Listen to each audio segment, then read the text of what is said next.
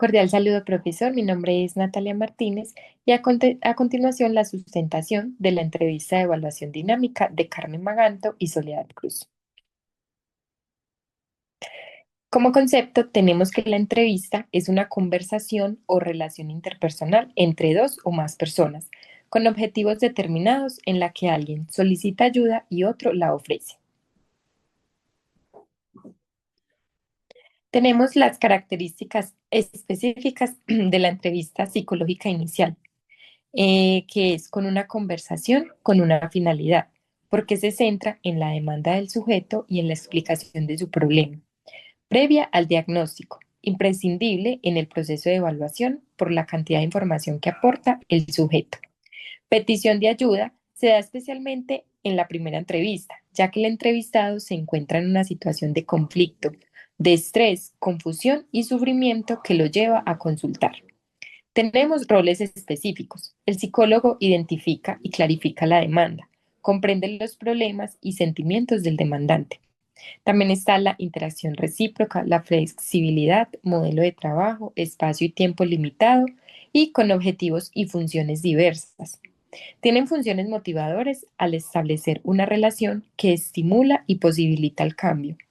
Función clasificadora porque al exponer los problemas, que el paciente pueda ponerles nombre, ordenarlos, etcétera, permite que el sujeto clarifique su propia demanda. Función terapéutica por el mismo hecho de verbalizar lo que le preocupa y el psicólogo allí puede ofrecer alternativas. Tenemos los tipos de entrevistas, que son grado de estructura, por la edad, por el proceso y por la finalidad. En el grado de estructura tenemos entonces las estructuradas, la semiestructurada y la libre. Aquí el entrevistador se ajusta a un guión establecido y generalmente estandarizado a la hora de formular preguntas. Por la edad tenemos que se clasifican en niños y adolescentes, adultos y ancianos. Por el proceso, entrevista inicial, de información complementaria, anamnesis, devolución y el alta clínica. Y de finalidad tenemos la diagnóstica, consultiva, de orientación, terapéutica y de investigación. Los objetivos de la entrevista. Estos varían en función del modelo teórico del profesional y se deben tener en cuenta algunos de estos aspectos. Guiar la entrevista al objetivo establecido. Establecer un buen rapport, es decir, un clima de confianza apropiado para propiciar la comunicación del paciente. Percibir al paciente tal y como es, atendiendo su conducta verbal y no verbal.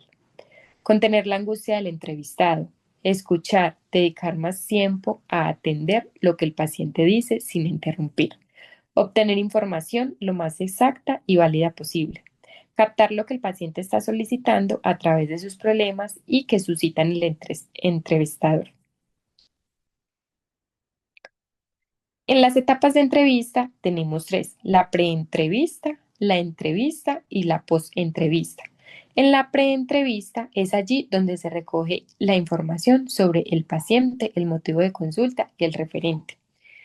En la entrevista tenemos tres fases. La primera son los aspectos básicos. Entonces está el contacto, los saludos sociales y tentativas de conocimiento mutuo.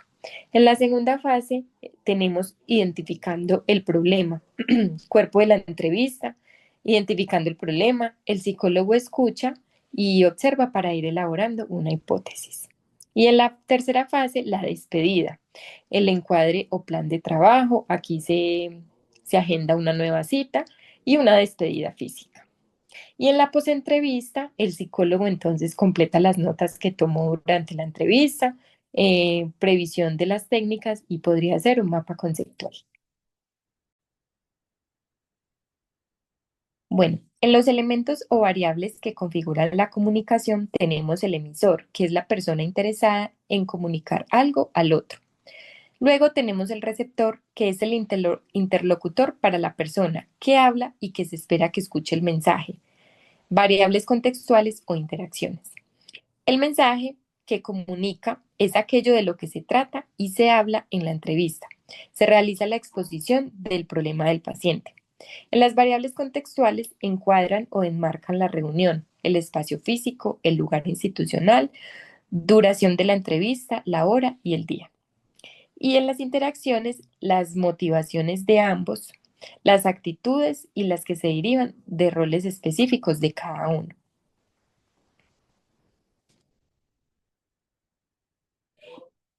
En el análisis y comprensión del problema, conocer y comprender el problema del paciente. Entonces tenemos el motivo de consulta, identificar el problema en todas sus dimensiones.